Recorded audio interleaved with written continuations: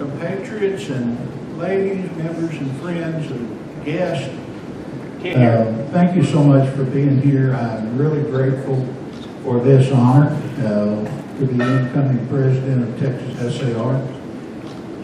I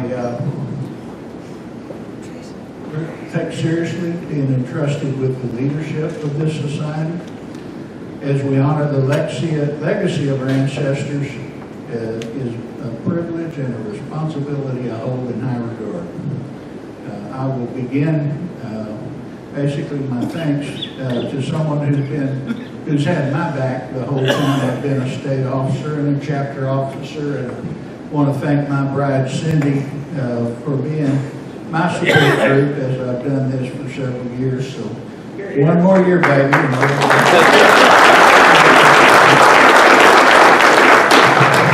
And there is a group of compatriots. We've talked a lot about mentorship, and there's a group of compatriots that has taught me about mentorship.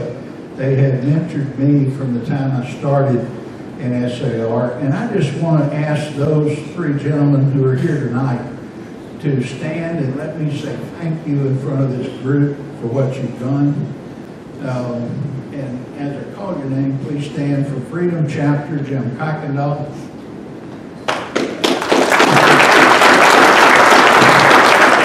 From the Robert Rankin Chapter, Tom Jackson. And from the Dallas Chapter, Tom Van Fossen.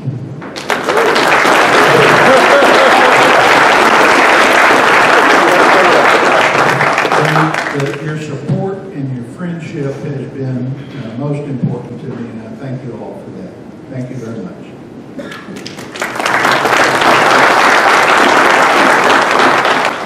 We begin a new year in SAR working together, and I want to remind us all, very similar to what Carl talked about, we operate under a congressional charter that was issued to us in 1906. If you haven't read that charter, I would recommend that you Google it and read the events surrounding that charter. It was signed by a fellow SAR member and President Teddy Roosevelt.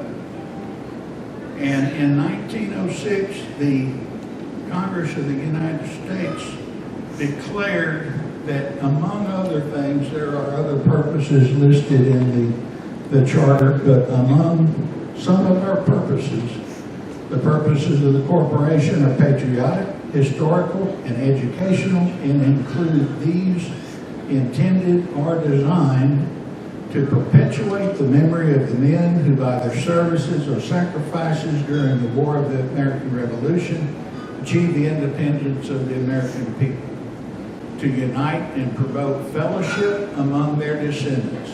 That's what we're here for tonight. To inspire them and the community at large with a more profound reverence for the principles of the government founded by our forefathers.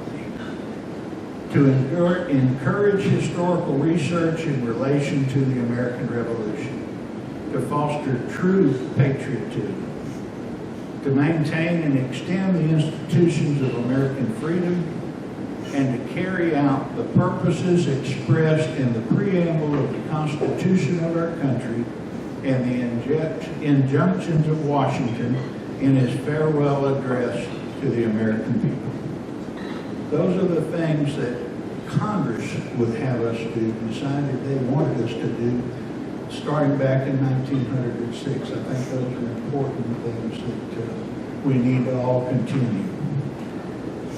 Personally, I graduated high school in 1976. It was the bicentennial year of the birth of our nation. I remember what an important celebration that anniversary was to our nation.